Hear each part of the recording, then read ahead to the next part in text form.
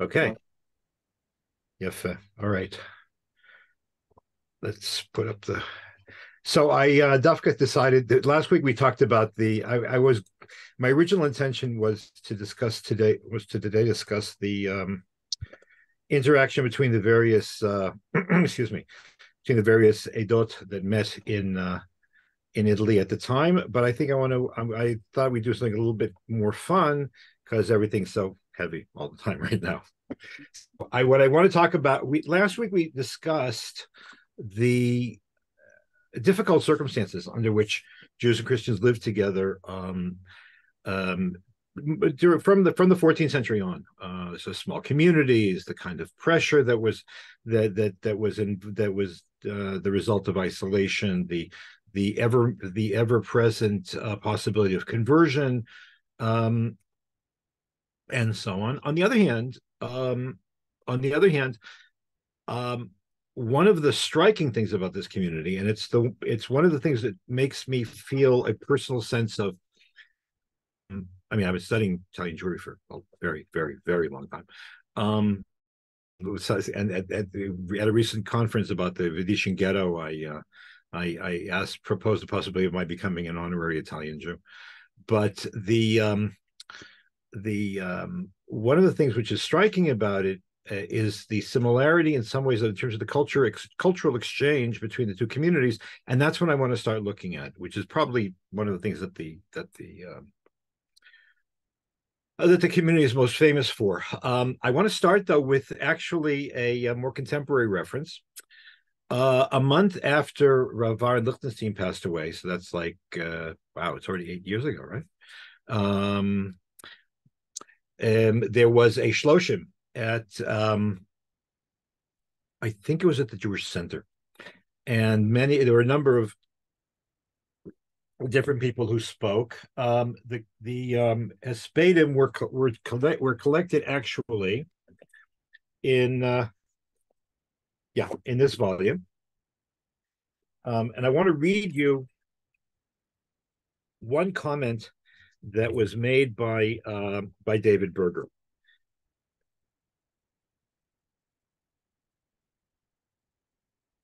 He writes as follows.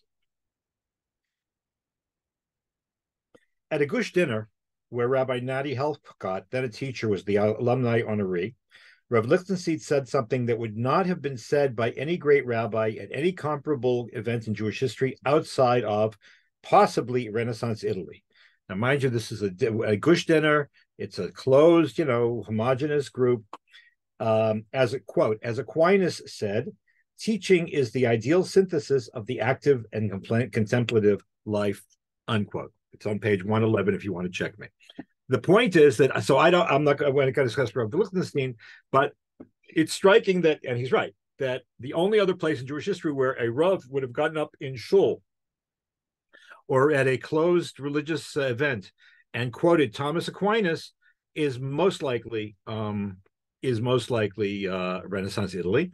In fact, as we will see soon enough, today we're going to talk when we get to talk about philosophy and Kabbalah. The most famous Jewish preacher of the 16th century, Yehuda Moscato, used to quote. I mean, that was part of the draw. He would quote the Rambam, and he'd quote Yehuda Levi and all kinds of people, and he would also quote Aquinas and Plato and Aristotle, and that was considered part of the show. In fact, the same Rabbi Yehuda Moscato, who wrote his drashot known as Nefutzot Yehuda. If you're interested, they've been scanned on Hebrew books. But he wrote one of the classic commentaries on the Kuzari, and when you buy the Frum Kuzari, the one with the red, white, and blue colors on the sides and all kinds of meforshim and with Rashi print, if you read the commentaries, he quotes, and this is for an inside audience. This is not for a seminar in comparative philosophy, religious philosophy at some university. He quotes everybody under the sun. So what Professor Berger noted as sort of like typical is in fact typical, and you'll see that it's a lot deeper. The interaction between the communities was really quite remarkable, and the reason why I feel personal connection with it simply because of my own, my own cultural and religious orientation, which is much more eclectic, and something which I always, I quote in this connection, something the Rav once told me about being a Lamdan in the widest sense of the term, and he did not mean just Kol Torah Kula. He obviously meant more than that. Anyways, so let's take a look. So in order to start, I want to start with this gentleman. Okay, I see there's already a question. The Golden Age of Spain did not call Jewish philosophers. They were, yes and no. They were a bit more. First of all, quoting Greek philosophers is one thing, because the assumption was that everything that they had been given to them by Moshe Rabbeinu.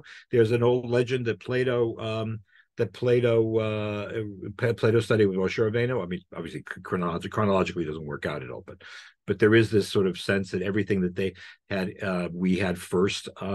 However, to quote somebody as quintessentially Christian as Aquinas is really rather remarkable, and you do find that in Italy as well. I look, and the Rav used to do that also, not in Gemara Shir.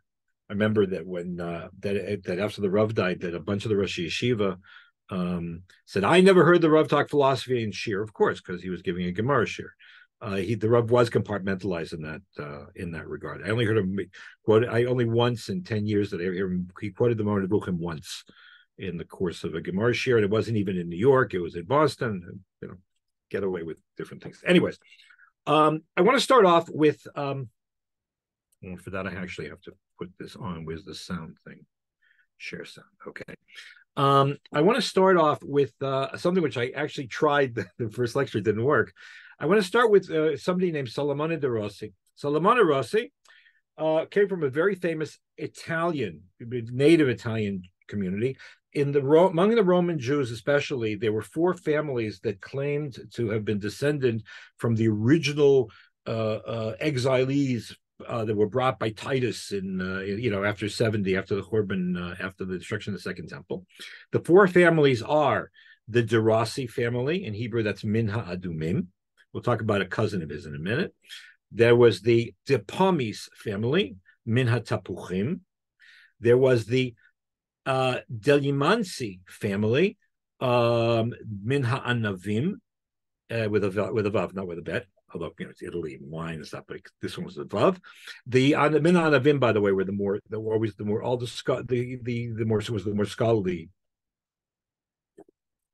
scholarly family. And the 4th family was the Del Vecchio family, Min Havatikim. So these are the guys who really exist, real down in the wool Italians, and the family still exists. Salomone Rossi or de' Rossi lived between 1570 and 1630, and that's a little bit towards the end, after the middle of our period. More late Renaissance, early Baroque. He was a violinist. He was a composer, and he served in the probably the most glittering, or he had a job in the most glittering Renaissance court in all of Europe. That in Mantova, which was led by the House of Gonzaga. In this case, the reigning duke was the gentleman on the left hand side, Vincenzo Gonzaga, who spent a lot of money to cultivate music and art, and to throw huge balls and theater things and things like that. And Mantova was a place where Jewish Renaissance culture really reached amazing heights. Not just, we'll see in a bit, not just music, but theater and writing. And it's not, for example, it's not a coincidence that the same Rabbi Yehuda Moscato that I mentioned, who was a older contemporary of Rossi, was the Rav, one of the major Rabbanim in Darshanim in Mantova. Anyways, de' Rossi was known as, got himself a name as a talented performer and um, um, and composer. He was, contrary to what some people thought, he was not the Kapellmeister. In other words, he wasn't the director of music at the court. That job was held by a man whose name you may have heard, Monteverdi. But he worked with Monteverdi, and he read many various famous Renaissance pieces for the Gonzaga court. What I would like to do is to play a bit of which well, you'll see soon enough why I think so. Hear it?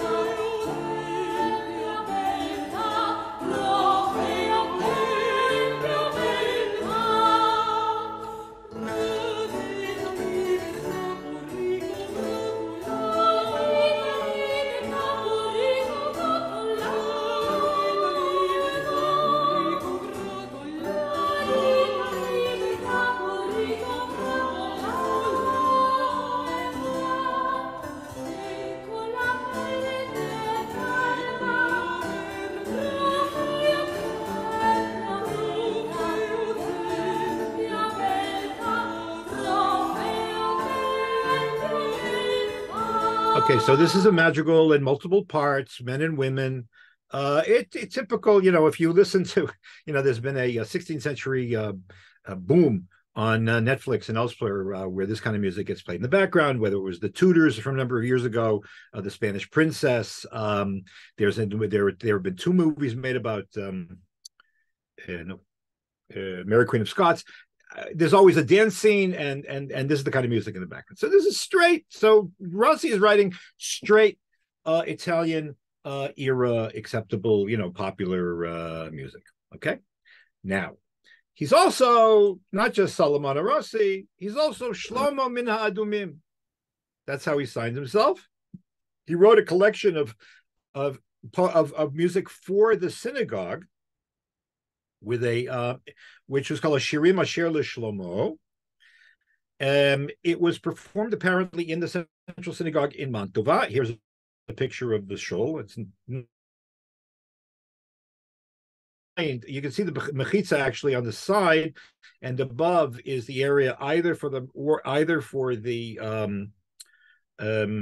women if there was overflow, or for the choir. If you've ever been Shabbat in Rome, they have a full male choir there, and so you have a sense that's that kind of setup comes from this period. But I want to play for you one piece and then ask a simple question.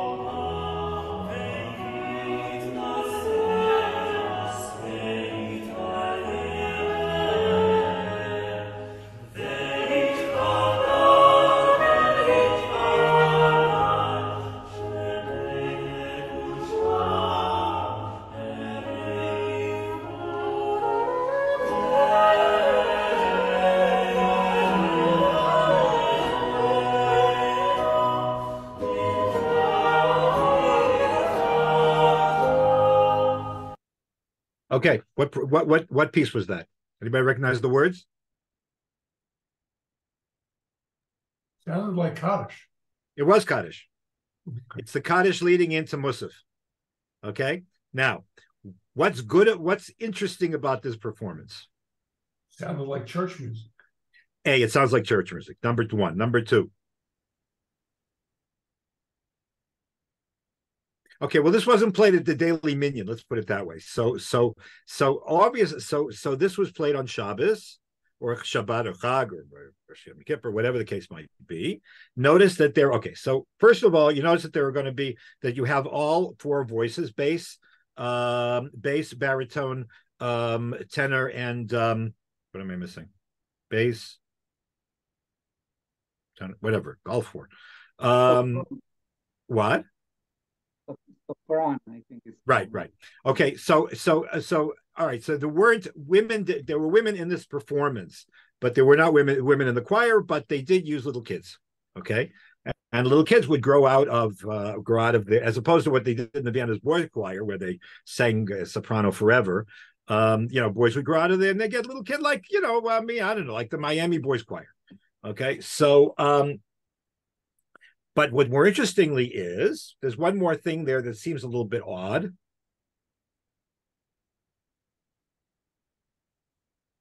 There's an instrumental accompaniment. Okay. So you'll say, oh, well, that's just for the purpose of the performance. Come, we'll see in a minute that it's not so simple. It's not for nothing that sometimes Italian halacha is also something of an outlier.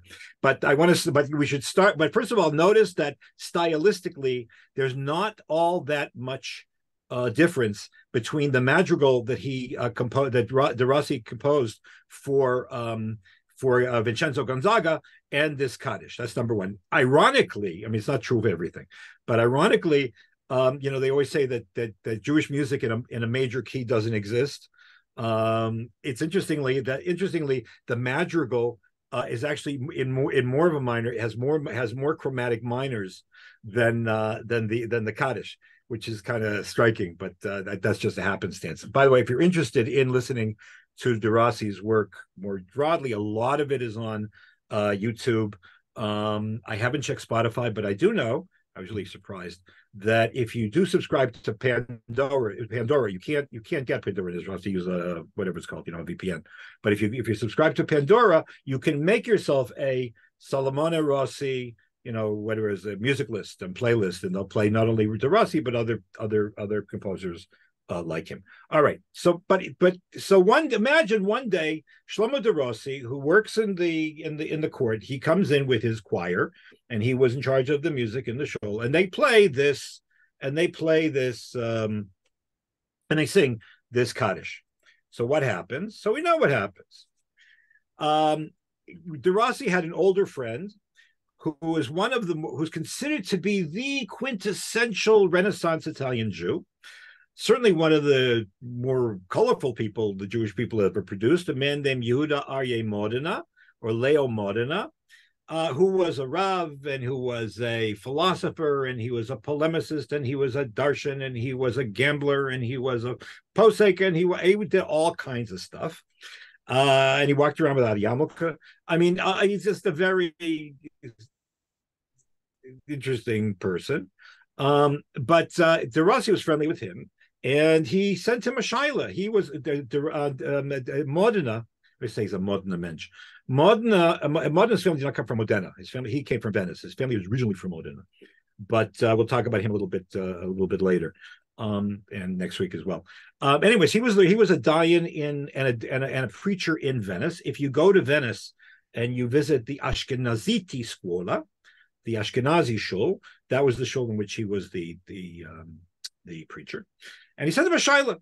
So this is the shaila, which was a direct result of what we just heard. Shaila, yesh itanu, we have people, yodea adma b'chokhmat tashir. We have among us people who are conversant in musicology. Rotzelomar, hamuzika. Shisha ushmona b'nei da'at b'nei kahalenu. We have 6 or 8 experts, members of our community. We're talking about, this is probably a choir, or maybe it was a group of people who were cultivating music. It's not 100% clear. So on Yontif, not Shabbos, Yis'u kolam, they raise their voices. V'yaronu b'veit knesset, and they sing forth. V'kumi roni balayla, v'rosh hashemot, v'yaronu b'veit knesset. Shir u'shvacha halel v'zimra. When did they do this? So he's understating what they did. It's not part of the major show, the major davening. They sing Ein Kilokenu and Aleinu L'Shabeach and Yigdal and Adon Olam, and everybody knows that Adon Olam you can sing to any song under God's heaven. I'll never forget. Okay, everybody here should be. I'm not going to be. The only person here might not know what I'm talking about is Rav Hanan. In the late 60s, early 70s, there was a hit song by Master Sergeant Barry Sadler, the Tale of the Green Berets, and that for a short period of time was also adapted to Adon Olam. Adon Olam you can sing to anything; it's like really stunning. Anyways, they would do this like as a flourish at the end of davening. Okay, and why did they do it? L'chvod Hashem. They did it in honor of God. In other words, they would do it, but there was the relationship. You would have all four voices, right? As I said, bass and alto and soprano, whatever else, and everything is organized. And there's and if you're talking about a fugue, there are themes that are going through, and whatever. However, good choral music is performed. All right. So, what happened? So far, so good. Vayakam Adam leGersham, a very religious person, got up to drive them out of shul. Besiach siftotav oneh. He was yelling. This is very, actually, I can't imagine this up and giving a distinguished and dispassionate a lecture about the propriety of such music in the synagogue. It's pretty clear that he's understating it. The Omer, and he gets so yelled at, he says, "Ki lo nachon asot kein." You're not allowed to do that. Why? Ki im lasus asur. It's asur to be happy or to rejoice. Va mizmor asur, and music is asur. V'hilulim basher heim. Any kind of praise or song or stuff like that, as in the tradition or along the lines of what we've been discussing, is absolutely prohibited. Asurim mishacharev habayit. He's connecting this to a Gemara in the Gittin Daf Zayin, which says Chazal prohibited music from the time of the destruction of the temple, and he quotes the pasuk Mishom al tismach Yisrael al gil ba'amim. Okay.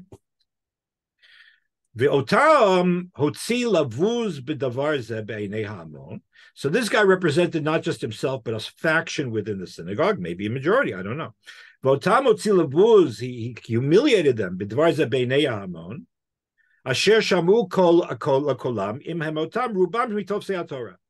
All of the learned, maybe there was the rabbis, maybe it was just the learned chevra, whatever it was. This guy represented let's call him the conservative faction, small c, in the shul, and they want these guys gone. It's also to be like that. Nusach hatfila is mutter. This kind of performance, and so this is the indication to me that there actually were musical instruments involved, because one of the distinctions that the Gemara mentions in Gittin is the difference between Zemer Befeh and Zemer Bekli. The Rambam talks about it as well. So the Mount of a Jewish community is now in a crisis. So he writes to the rabbis in Venice, chief of all Yehuda Modena. Is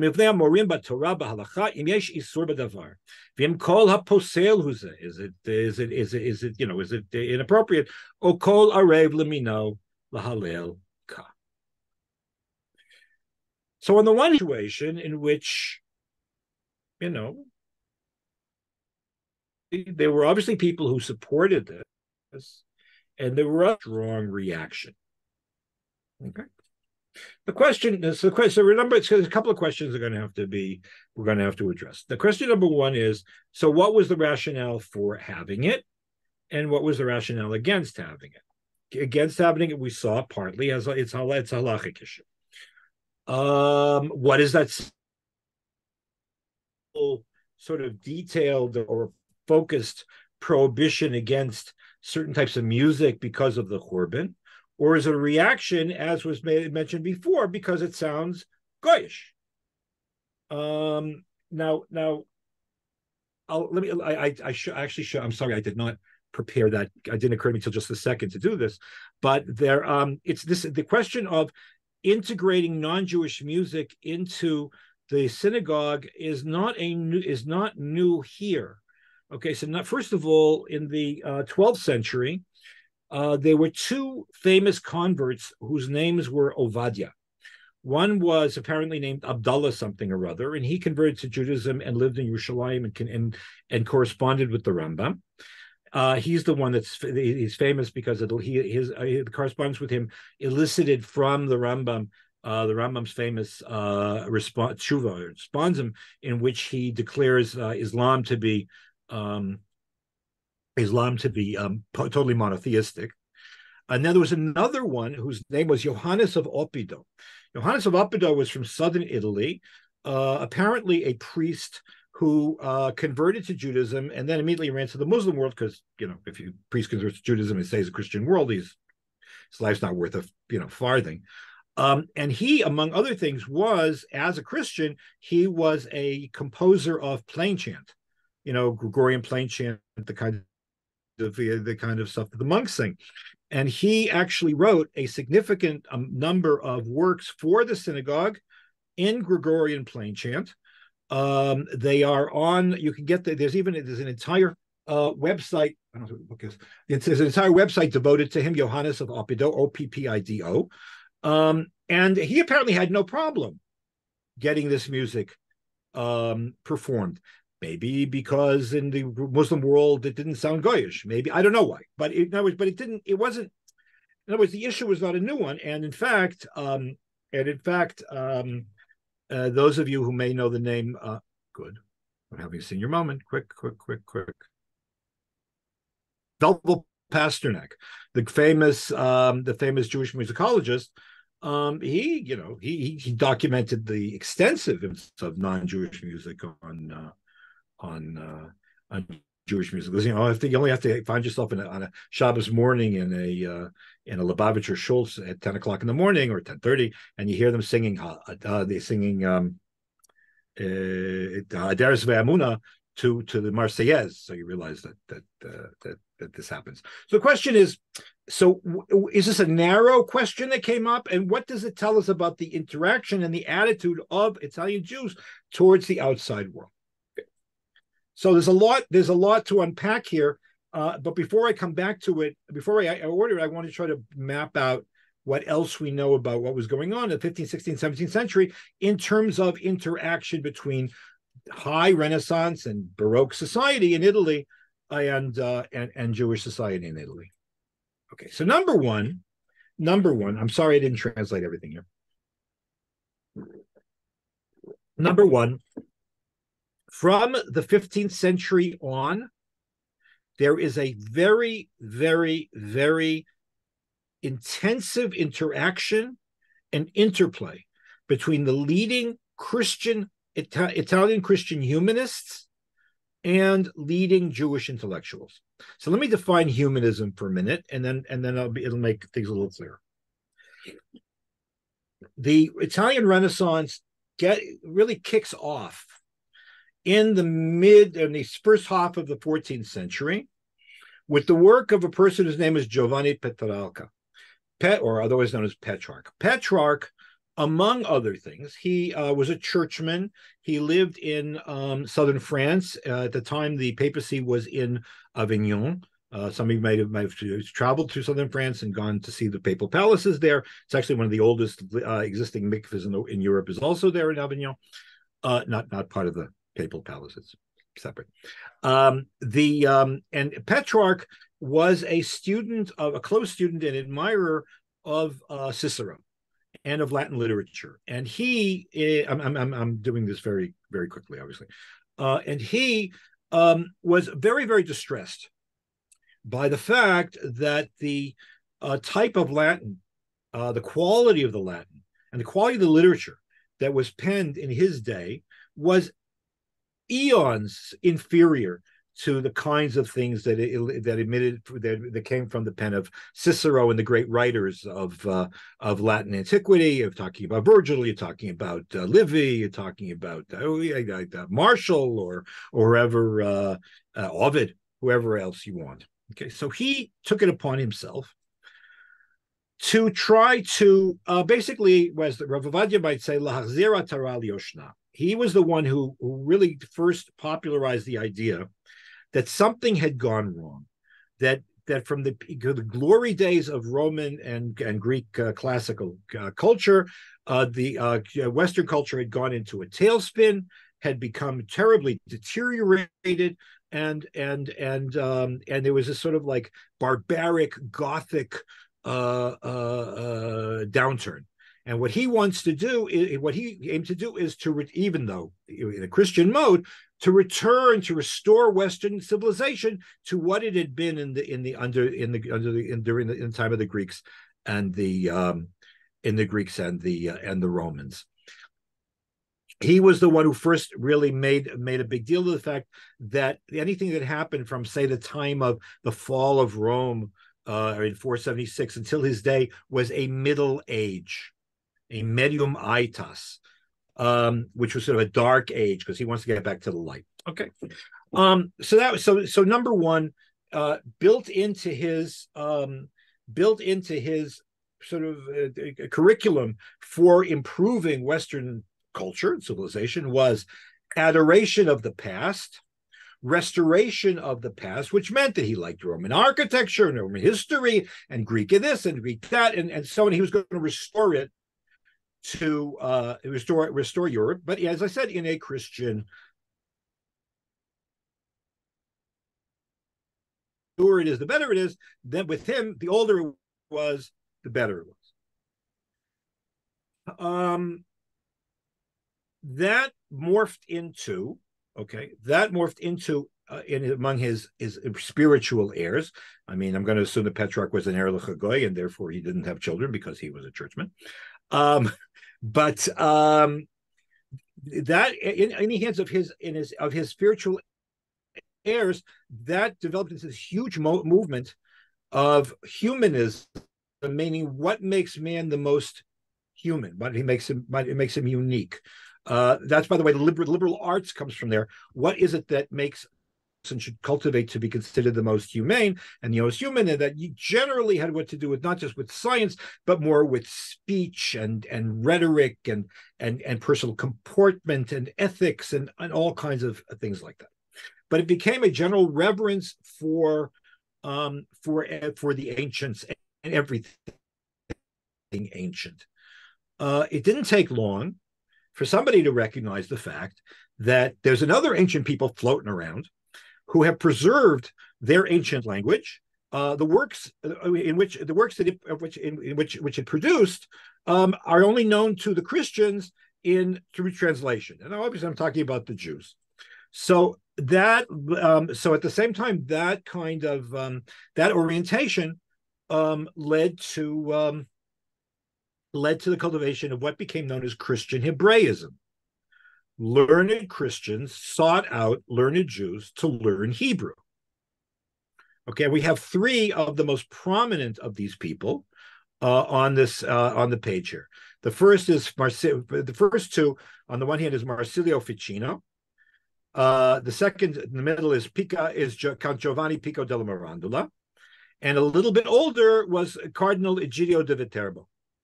Marsilio Ficino and Pico were not only famous Christian Hebraists and Christian humanists. They were famous philosophers in their own right because they wanted to restore Christian philosophy to its pristine form. They were personally sponsored by another person whose name will sound familiar, Lorenzo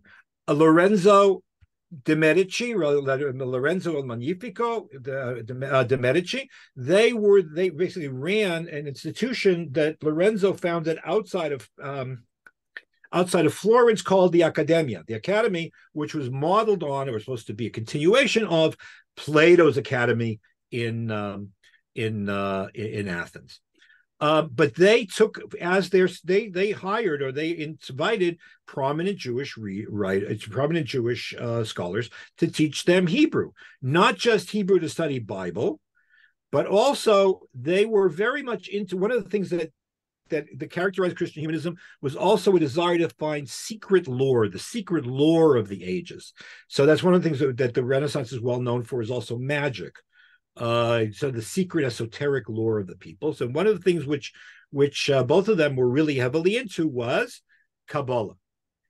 Kabbalah had really yes, even before Madonna, you have not just Christian Hebraists, you have Christian Kabbalists, by the way. There is all the difference in the world between Kabbalah, and Kabbalah. Kabbalah is just, whatever. But these people would sat down seriously to study Kabbalah with Jews, which raised all kinds of shilas. There's a whole literature of can you study, Torah with a guy? Torah says, the Gemara says no. And never mind Sodot HaTorah. This is the period in which Kabbalah is just beginning to hit the Jews in Europe. It comes very quickly to the Christians as well. And this becomes there's a huge school of Christian Kabbalists. And this Cardinal Egidio de Viterbo is also very prominent in this regard. So you have cultural exchange, or do you? See, here you have a perfect example of how I'm presuming my later discussion, which I'm going to get to today. You can read this two ways. Okay, you can read this two ways. On the one hand, you can read this as saying, wow, look at this. We have equality. The leading Christian intellectuals of the world are seeking out Jews and studying with them, and out of respect and out of admiration. Yeah. Or you could say, what's their motivating factor? So when it comes to Kabbalah, we know what their motivating factor was. They were searching, not just in Jewish sources as well, in order to be able to further establish the truth of Christianity through the ancient wisdoms that they would uncover. All right. And so I'll give you an example. So how does that work? It's very simple. Everybody knows that, we should all know that that one of the basic concepts in Kabbalah, starting with Sefer Yetzirah, going through the Zohar, the pre-Zoharic literature, and the Zohar, and the post-Zoharic literature, is the Eitz HaChaim. That the world, one of the central issues in Kabbalah is, how did the world of matter emerge from a God who's totally the opposite, right? So the way what bridges the two is what's called the Eitz HaChaim. God, I don't know what these mean. God sort of emanates from himself something, and away from him, because more and more draws to get to our world. 10 sfirot of divine emanation that connect the unknown God and the world. Okay, you don't have to be. Even I, who have very, very bad at math, know that if you want 10, there are 3 sets of 3 leading into 1. So turning that into a Trinitarian doctrine does not take a lot of effort. Okay, so they thought that they could use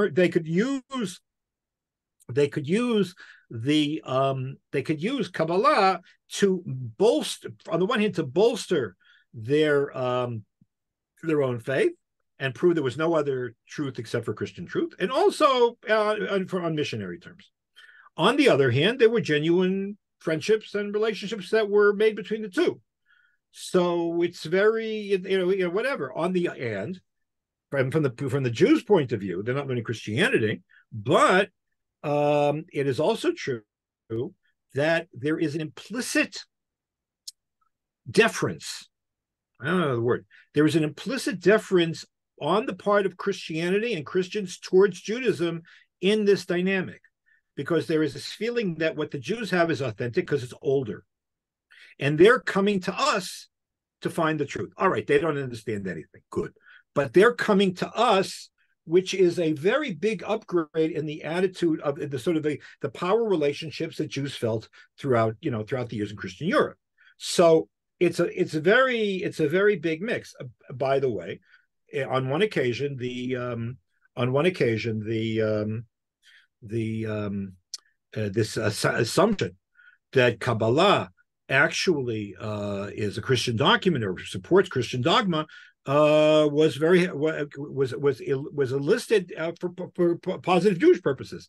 In 1517, today we call them a former Jew. Once we call a Meshumit, right? An apostate named Johannes Pfefferkorn started once again the libel that the Gemara, that the Talmud is an anti-Christian, misanthropic work and should be destroyed. The Jews, in order to prevent it from being destroyed, turned to a leading Christian Kabbalist, a German actually, whose name was Johannes Reuchlin. He was a contemporary of the Viterbo, and asked him to defend the Talmud. And he wrote a long treatise defending the Talmud, which is available in English with a wonderful introduction by Professor Elisha Kalbach.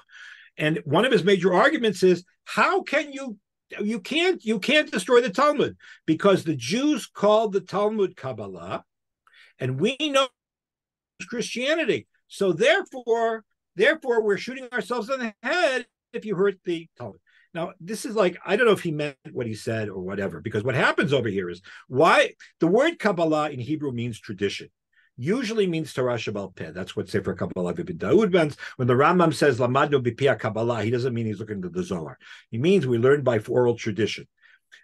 Kabbalah is called Kabbalah in order to accent the fact that it is part of the Torah Shabbal Peh, because there were many, not just Rabbi Yaakov Emden, who were not so sure about this. So he sort of turns it upside down in order to be so. But here, Christian Kabbalism, it didn't work, because if they decide to burn the Gemara, they're going to burn the Gemara. But it's that this Christian Kabbalism turns upside down in order to be able to serve a constructive Jewish purpose. So you see that this is a very complicated interaction, and we will continue this, I guess, next time. Thank you very much for another fascinating show, and looking forward to the next time to see. Me too. We'll see you next week. Everybody take care. Toda rabba, Shavua tov.